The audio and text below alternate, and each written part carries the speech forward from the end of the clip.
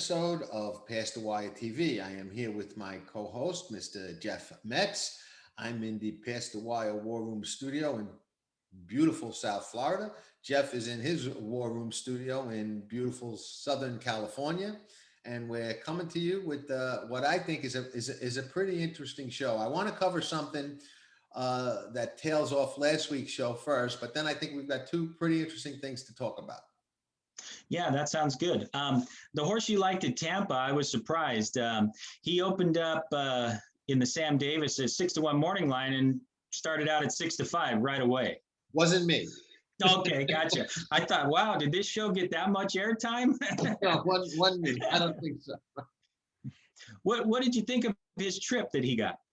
You know, I'm glad to have the opportunity to talk to you as a trainer about his trip, because he got the kind of a trip that I have a hard time gauging and knowing whether or not to follow. And I'll tell you why. I used to love these kind of trips and love to bet these horses back, but so many of them disappointed me that I want to hear your perspective as to what I might be reading wrong. The way I saw the race was he was a little further back than he was in his other races, and that was a concern. After about a quarter of a mile, I said, you know, he's a little far back. Maybe he's not liking the Tampa track, which happens at Tampa. You know, we know it's a quirky, deeper type of track.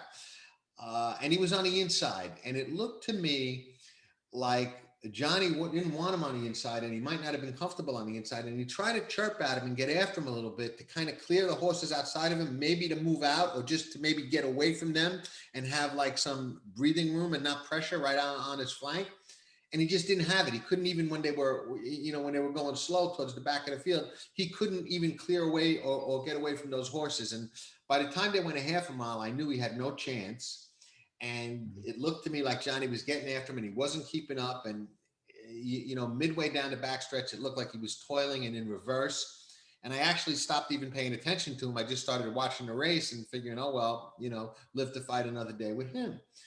And I pretty much thought, oh, well, that's it. It's all over. But when they were coming to the wire, I caught a horse on the far outside closing really fast. And I didn't expect it to be him, but it was.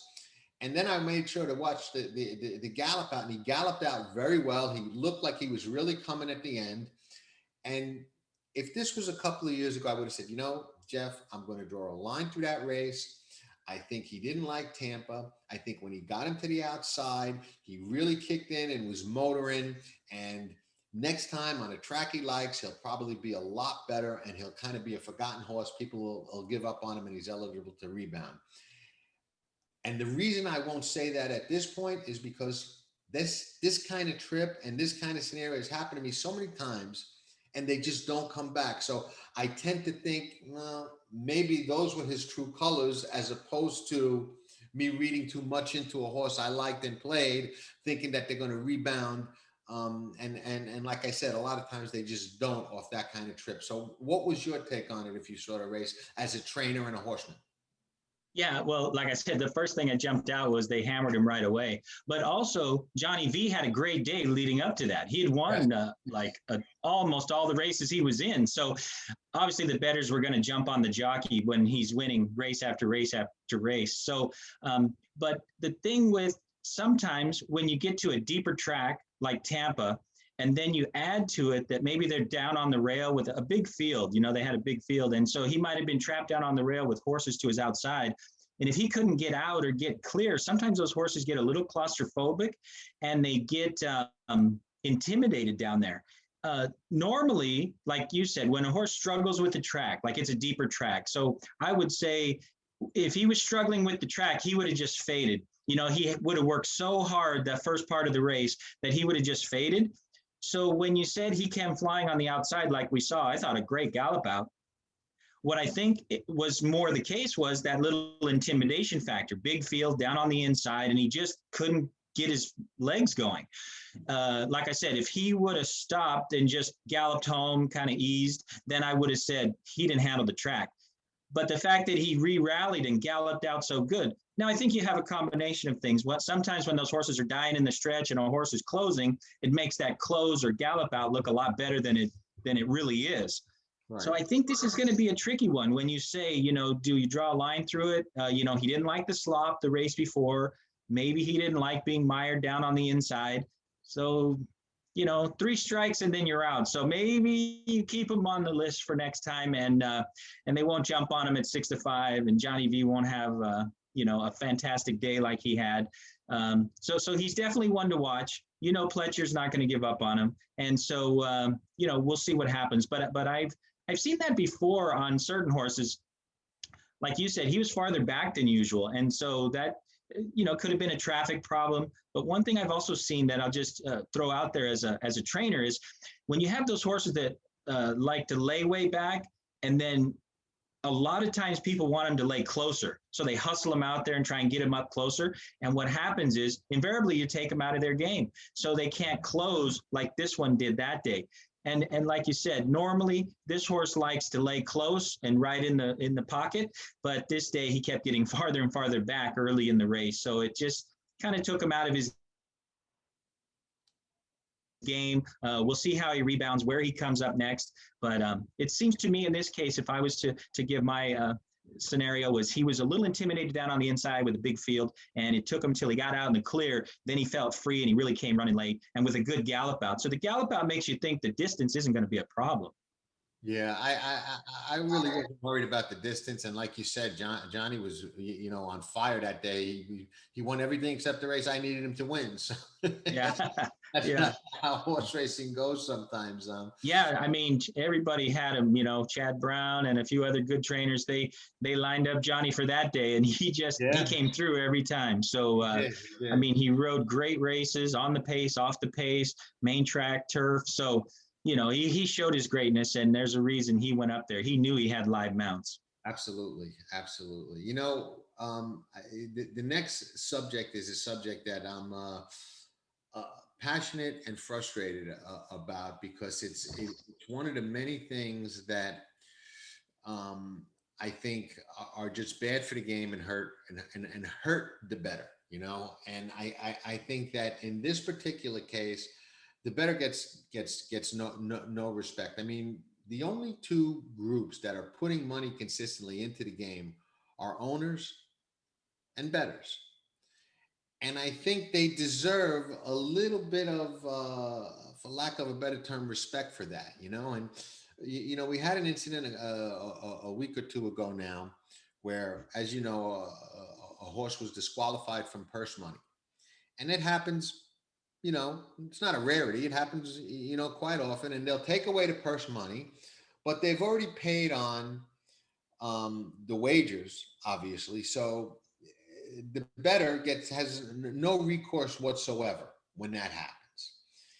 And I have an idea in my mind that I think could remedy that, and I think it would have a two-prong effect, because I think not only would it remedy the bettor from getting hosed when that happens, but I think it would put a lot more pressure on racetracks to ensure, and governing bodies to ensure, that it happens less than it happens now.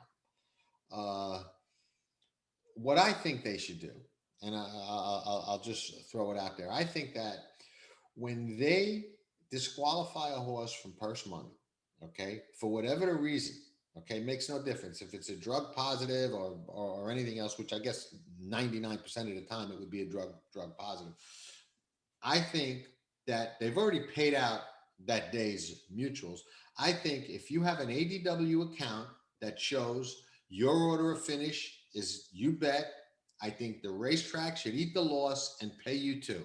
And I think people that have paper tickets, okay, should save their tickets like we used to for tax purposes, you know what I mean, for 1 year or whatever the case may be. And if you have that paper ticket and it's uncashed in the computer, they should have, within a year, they should have to pay you. Now, I understand that it's a pari-mutuel game and it's not a casino where you're playing against a house. I understand that concept. But I think the racetrack should have to go into their pocket, cut those checks, and eat that loss, whatever it is. Mhm. They'd only have to do it a couple of times until they got together in some boardroom and say, hey, listen, we got to stop this overage nonsense and this positive nonsense, because we can't be paying off two separate wages on the same bet. You know what I mean? It's not going to work for us. And I think it would have a two-prong effect.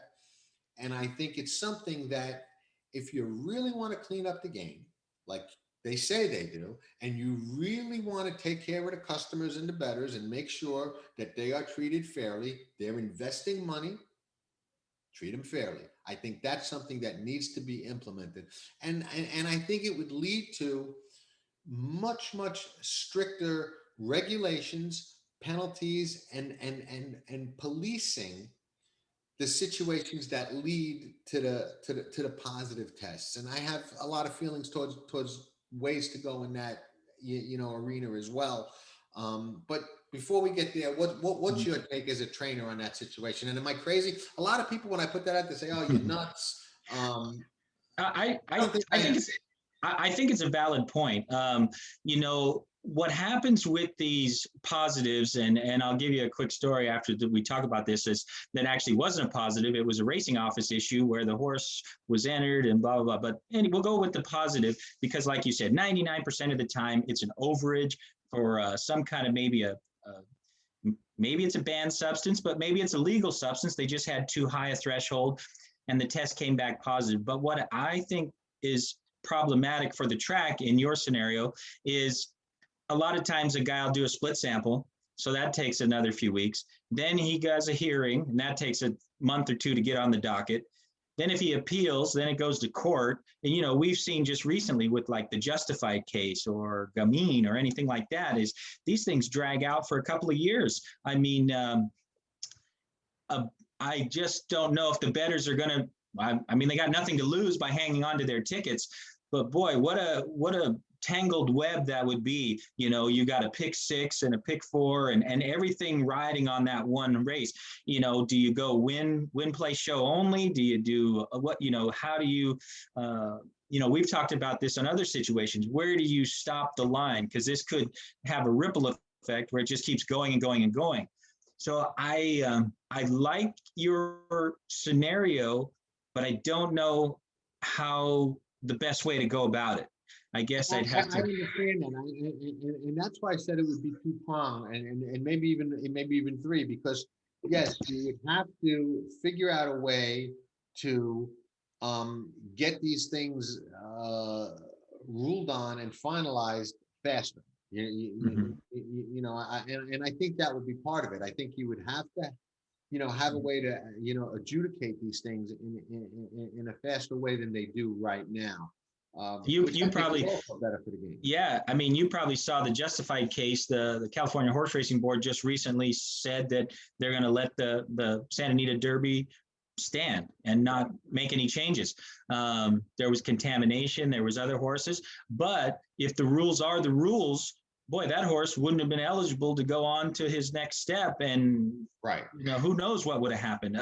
But it's one of those things that here we are 2 years later, and they're still ruling on it. So that's where the tough area. I agree with you because so from a horseman standpoint, I've had horses where I'm entered in a race and I'm ready to run. The stewards call me the morning of the race. Hey Jeff, the horse you ran second to got a bad test. Your horse is a winner, so he's no longer eligible for this race, non-2, non-3, whatever it may be.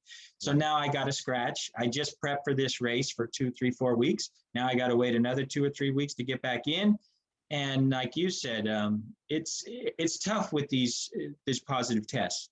And like I said, I've been in where sometimes whether it be the trainer responsibility or the racing office, but things get, there's little discrepancies that could say, well, this horse wasn't eligible to run in this race, but they didn't catch it till after the race if somebody complained and stuff like that. So then they backtrack and look into it and say, yeah, this horse wasn't eligible. Meanwhile, the horse, it could void a claim.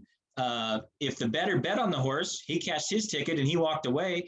That's the other part of this. So you got the people that you're not able to go get the money back from the people that cashed the day the horse ran and won. So you're not able to get that money back from the bettors that cashed the ticket. And now 2, 3, 4 months or longer, now you're going to try and pay these people that maybe saved their tickets, or, they have an ADW. So it's, the record is a little easier to find.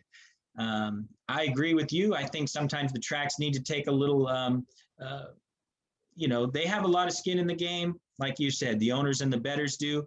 And I think that, that would take some deep thought and some real back and forth to see how to streamline that, or how to really say, okay, here's what the borders are. Here's what this is going to, here's how we're going to work a disqualification for the pari-mutuel wagers. Right, and I get that it is complicated, and it's not something that's not going to have ripple effects and roll over into other areas of the sport. But I just think it's as a bettor, it's just so unfair and frustrating when that happens. I mean, and we deal with a lot of unfair, frustrating stuff that we have no say in. I mean, steward decisions that sometimes make no sense and are very often inconsistent. And I think that's the main gripe, is the lack of consistency, and the subjectiveness of whether or not it cost a horse a placing or a chance at a better placing. I mean, that's subjective. That's a tough call when you say, well, if you cut a horse off, whether it's out of the gate or in the turning for home, if you cut him off, you cut him off. And then you say, well, it didn't cost the horse a better placing. Well, that's really very subjective. Like you said, you don't know. I mean, yeah, there's times when you can see a horse is backing up, but if you cut him off and he didn't have a fair chance, you don't know what he would have done, with a clean run. Agree. I agree. I one time had a conversation with a steward about gate infractions, and it really doesn't not important who he was, because I think a lot of them share this viewpoint. But we were talking about how come there are so few fouls out of the gate that result in disqualifications.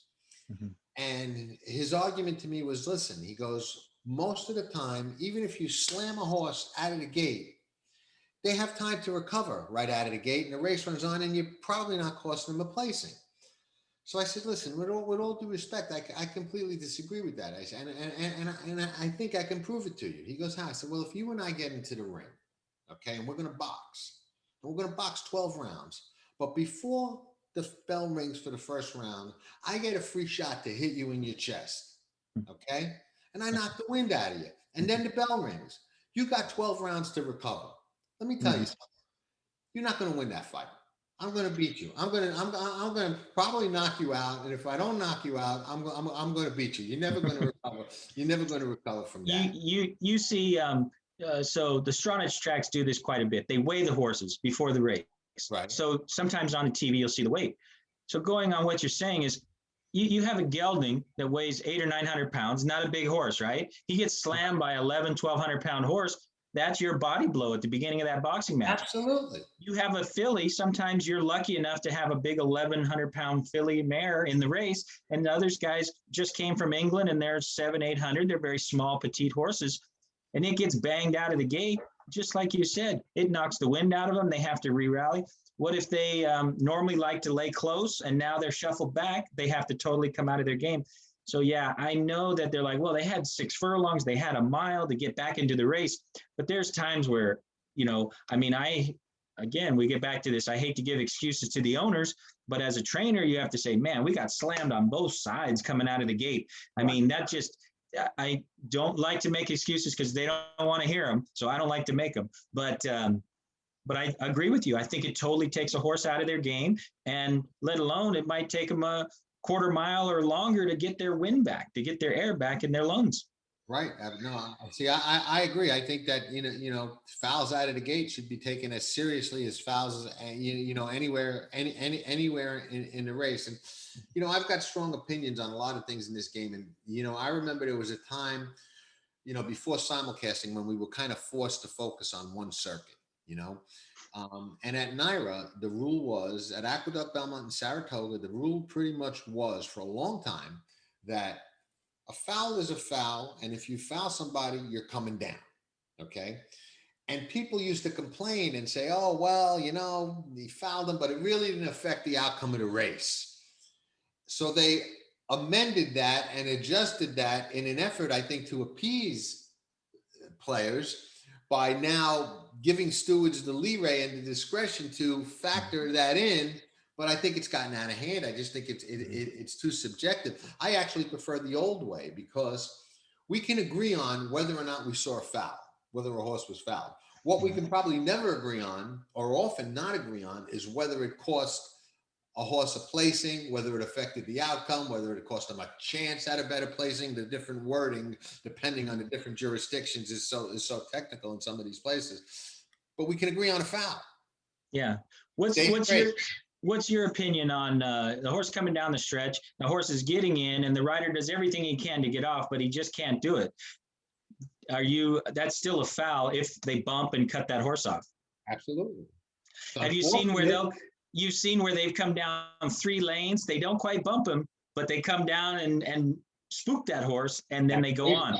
That's race riding. That's a fine line. You know what I mean? That's race riding. There's guys that are masters at that. You know, there are some guys that are just, perfect at drifting out right enough to intimidate you or cause you to hang or cause you to get nervous or check, but not enough to foul or impede you. They said, wait till you get up in that hole on the rail and then tighten the door, and then the horse and the rider get a little nervous and they steady. And we go back to that. Horses are a little claustrophobic as a breed. Thoroughbreds are. They don't like to be in tight, confined spaces. And pressed up against that rail, there's only the young jockeys really like to do it. A lot of as you see them get older, they swing out and go wide. They look for the outside. And no offense to them. I mean, they've done their time and they've ridden the rail and won races. But, as jockeys get longer in their career, they understandably take the safer route. Yeah, no question. I can't fault any rider for doing what they think is safer on the racetrack. You know what I mean? I don't ride races, so I'm not going to fault anybody for that. But I think race riding is an art, and I appreciate it, and I love to watch it.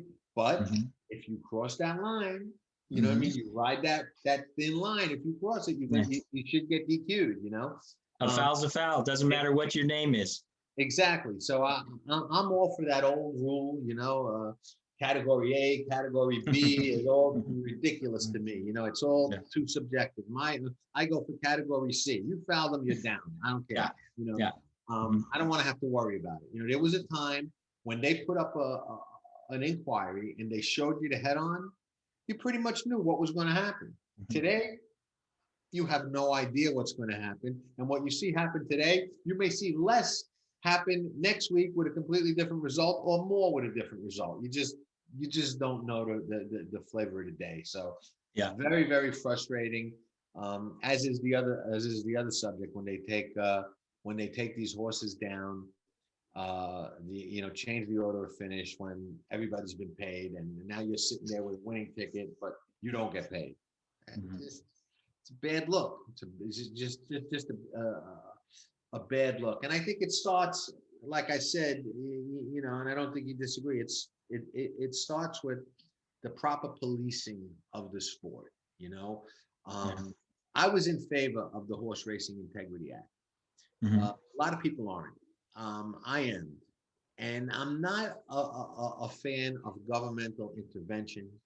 And I understand that there's a lot of issues with it, funding wise, and who's going to be appointed and whatnot. But the way I see it is, we as an industry have failed at self-policing satisfactorily. And that ship has sailed. So you can whine about it all you want. We brought it on ourselves. You know what I mean? We obviously can't do it. So somebody else gets a shot at it. You know what I mean? Are they going to be any better or not? I don't know. But the system now is an epic fail as far as policing the game and making sure things are running right on so many levels. So I'm in favor of it, but I would have the games even stricter. Like, I watch some of the racing and follow some of the rules in Hong Kong. Okay. Those jockeys are quarantined on race days. They're not even allowed to have cell phones. Okay.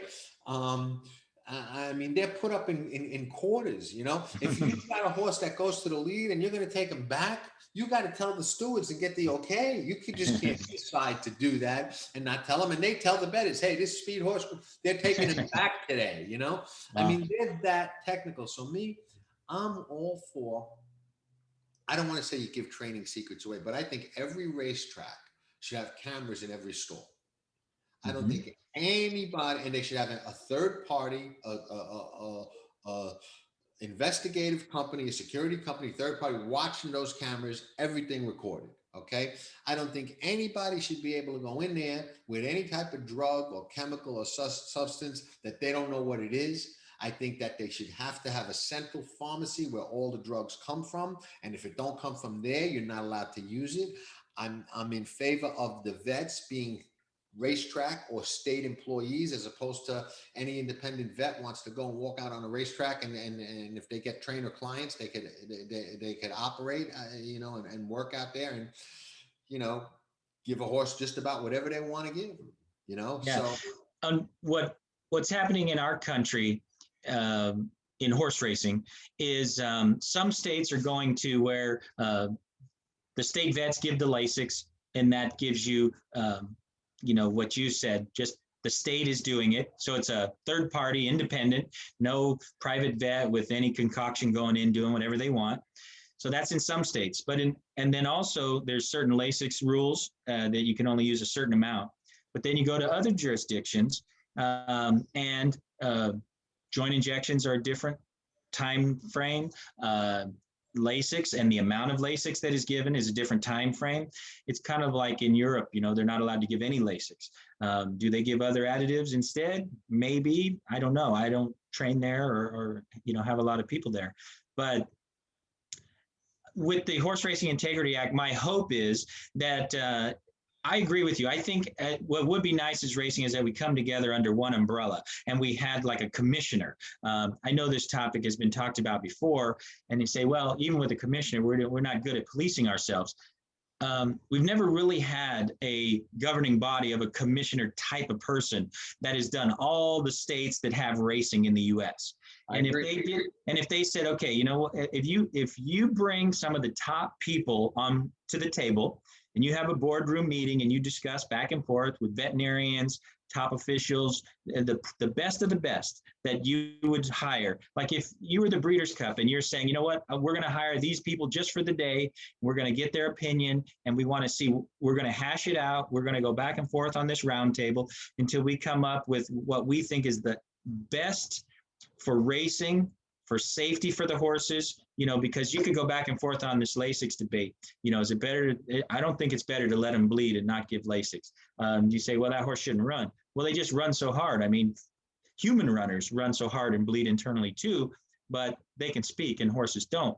But the thing is, if we had this governing body of a commissioner with people that are industry leaders, I think that would be a little better than the federal government saying this guy's been appointed to the horse racing integrity. He's the commissioner, but he doesn't know anything about racing. He's new. He knows politics and he knows proper procedures, but he doesn't know horses safety, what's been done in the past, what's worked, what needs improved, those kind of things. And then I think just like NBA, NFL, you name it on sports, I think every year or every 6 months, you come to the table, you come to that round table, you have meetings and see how can we improve it? What have we done good? What do we need to do better? What do we need to change because it's not working?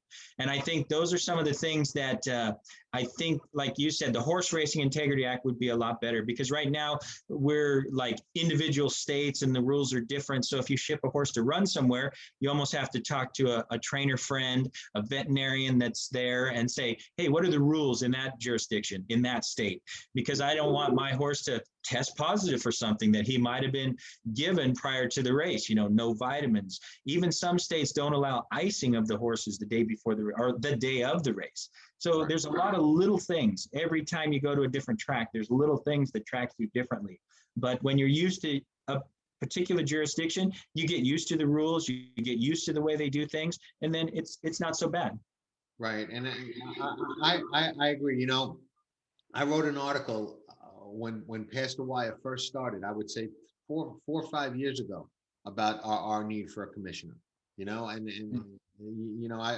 felt that way even long before that, and it just never gets any legs and gets any serious talk. And I think there's a lot of people that agree and would probably like to see it, but we're an industry that, like I said, we failed. We can't stagger the post times on a Saturday afternoon stake races. How we ever, if we decided to have a commissioner, how we ever going to pick them? Yeah. They're going to want this guy. They're going to want that guy. They're going to want the other guy. And what's going to happen? Yeah. So that's where we're at, and I agree with you on that. Frustrating. It really is. And another example, I think our last subject for this show is what I think are some pretty serious and significant allegations made by a rider against the New York Racing Association specifically. And Trevor McCarthy and Katie Davis were married, as you know, and I guess now she's Katie McCarthy, and she's alleging that officials at NYRA are discouraging, directly or indirectly, I don't know exactly, are encouraging trainers not to ride her because she has to ride as a coupled entry when Trevor has a mount in the race, due to some old New York State, used to be the New York State Racing and Wagering Board, now it's the New York State Gaming Commission, some rule that they decided to dig out and enforce, which to me might even have some merit, the rule, as far as conflicts go, but there are so many conflicts. I mean, they're a husband and wife and they're being singled out. Well, it goes But on what brothers, Irad and Jose Ortiz are brothers, and that's okay. Jose is married to Linda Rice's niece and rides for and against Linda. I mean, and I'm sure there are conflicts like this at racetracks all across the country. So where does it stop? But before we even get there, what is your take on a racing office? And we know there's horse shortages, and we know they need to make races go. And we know I want coupled entries. I don't care if we lose betting interest. I want coupled entries. I don't like the fact that horses by the same trained by the same trainer and owned by the same owners don't run coupled. I think they should have to run coupled. But I'm in the minority there, and I understand that, and I understand the shortage of horses. But to actually discourage trainers from riding a rider that's riding on the circuit and making a living just to get your race to go is that's crossing a line that I'm not comfortable with at all. Yeah, I agree with you. The tough part, and I would think from a horse player, and you're not worried about a coupled entry when your horse that you liked would have been a longer shot by himself. But the fact that he's coupled, now you're going to get half or less. You're okay with getting less. Well, absolutely. Because you feel, I mean, with coupled entries, a lot of the jurisdictions I race on the West Coast, they don't have the coupled entries anymore. Just what you said. They want bigger field size. Even if they're same owner, they're two different numbers on the board. They don't even have, 1A, 2B. They don't even have those saddle cloths anymore. They don't have the numbers on the board. So as far as the jockey situation, when they're married or even brothers, like we said, I mean, it's interesting. They could do no computer assisted wagering, and they had no problem pulling that and stopping that. But yet this rule that was, quite a ways back, they're still enforcing. Married jockeys have to be a coupled entry. So my personal opinion is I would not have him as a coupled entry. And I certainly hope that, Katie could ride on her own merit, not be discouraged because she's married or because they're going to be coupled, or, I just, I think it's hard enough to be married in this business, and especially to be jockeys out there competing against each other. And I know some other lady jockeys that actually kept their maiden names just for that reason. Rosie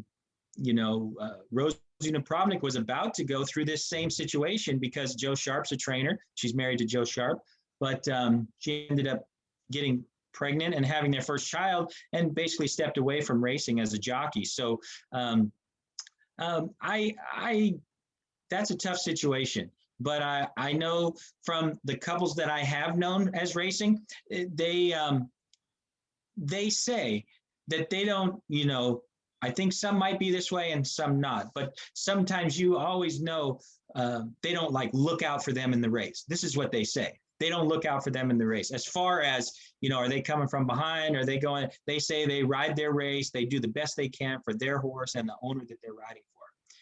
But sometimes we've seen situations where a horse always comes from behind. All of a sudden now he's sent to the lead to kill off the speed. And, you wonder how many times riders are working together, whether they're related or not. Absolutely. And, Irad and Jose Ortiz are a perfect example. They're brothers. They're very close. And there have been races floated across social media, okay, where hundreds of people have seen him and will even tag Naira in them and say, look at this. He's on the speed horse. The other one's on a speed horse. This guy takes back. He's in a rocking chair. It's obvious. And the other horse goes wire to wire by himself, and they'll point it out. And no one ever comments on it. And I'm not commenting on now saying that I think they are or are not, colluding in the running of a race. I'm just saying it's a bad look. It's pointed out and it gets ignored. But you have a couple who's never ridden in a race where you can show me a video of something like that, and they're being singled out and saying, no, this is a rule, and we've decided to enforce it.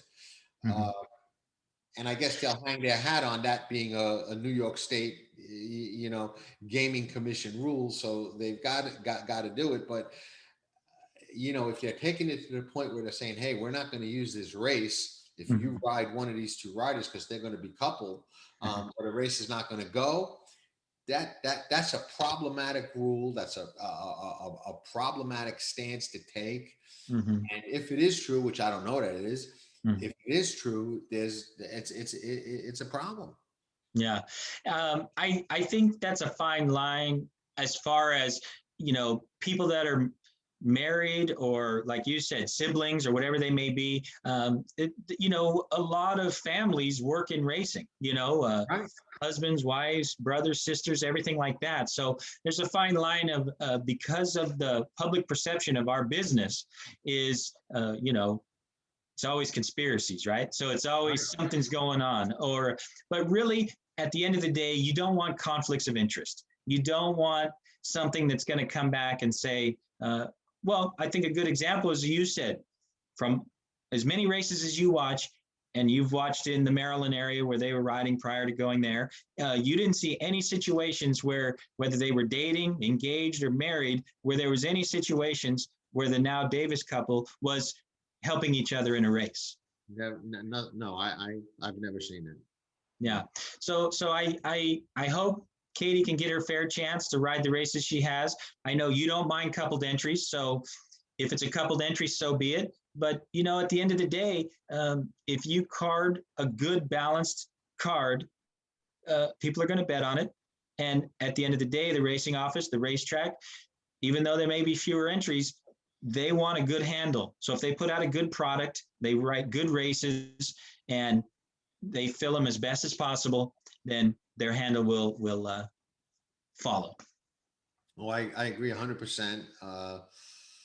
I do. I think it's an unfortunate situation, though, and I think there needs to be. And again, it goes back to what we said earlier: a commissioner, one set of rules that are up to date and make sense in today's game. Not ancient rules that are the 30, 40, 50 years old. Some of them, like our tax rule for so long, was written so many years ago. They finally got that changed, and now it makes a lot more sense than it did, a couple of years ago.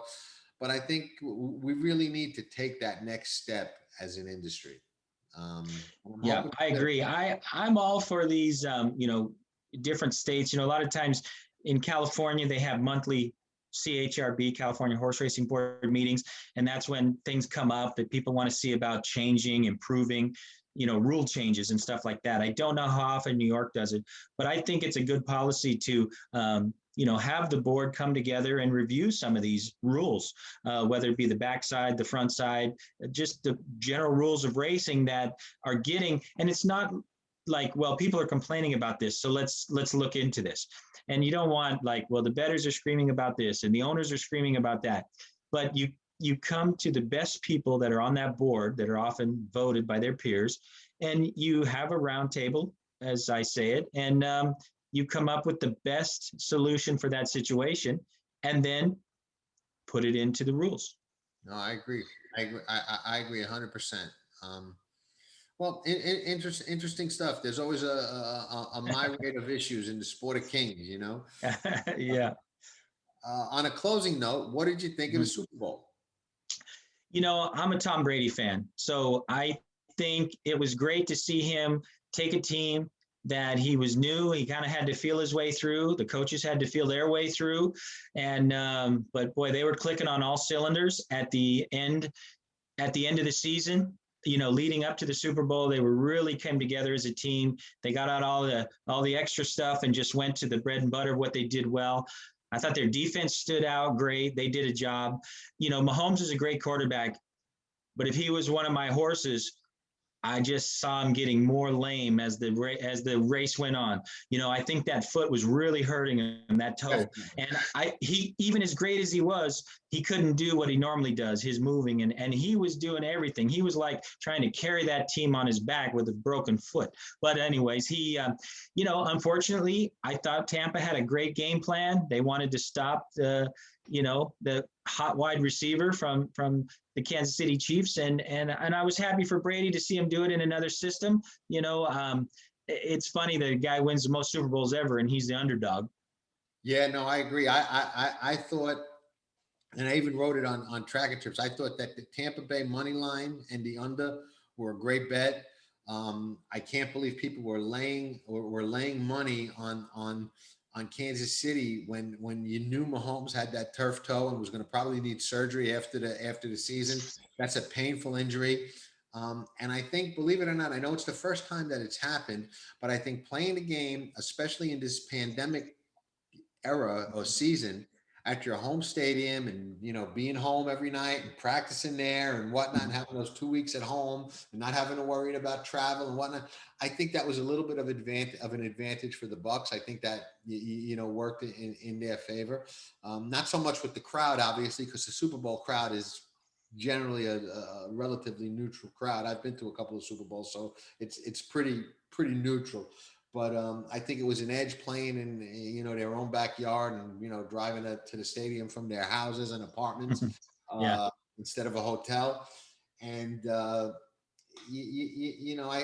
game really went the way that I thought it was going to go. One of the things I find very funny about the analysts after the fact, and I think everyone said this, they were all like, Mahomes is going to play in a lot more Super Bowls and win his share of Super Bowls. And I'm like, I don't know what crystal ball you guys are looking at. They said the same thing about Dan Marino. There was even a commercial when Joe Montana bought him the Coke or something. He goes, "Hey, Joe, next year I'm buying." Next year never came. You never know. You know what I mean? The Super Bowl is a tough game to get to. You don't know that Mahomes is going to get to another one, let alone win a bunch of them. So I just don't know where that comes from. They even said last night, it's almost been 20 years since a team's gone back to back. So, Right. just the odds are kind of stacked against you. And for him to win 6 more and tie Brady, or win 7 more and pass Brady, that's going to be that's going to be a tall order. That as a gambler, I can tell you that's a huge bet against. Huge.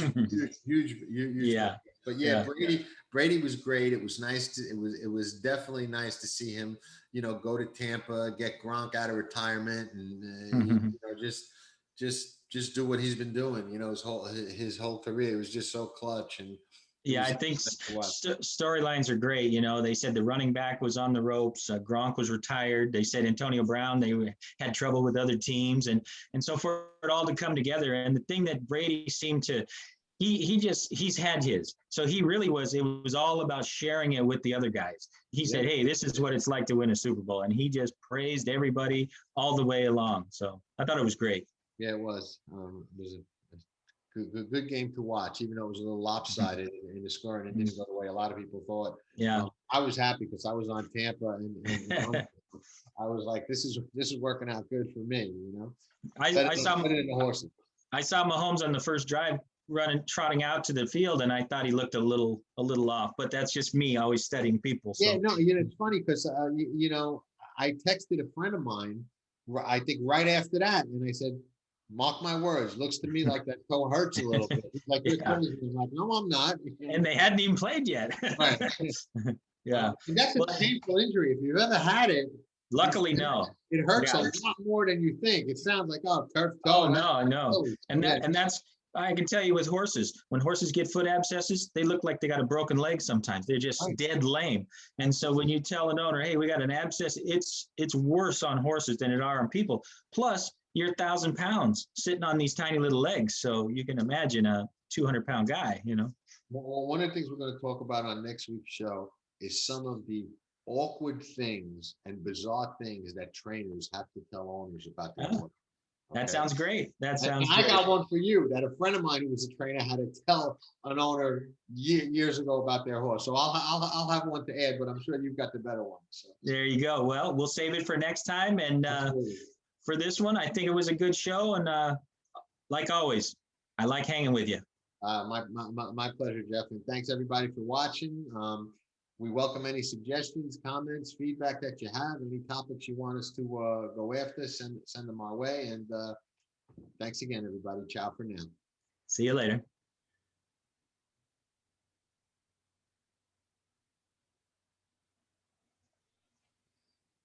Have reached the starting gate. It's post time. Home run. The favorite comes forward. And they're into the stretch.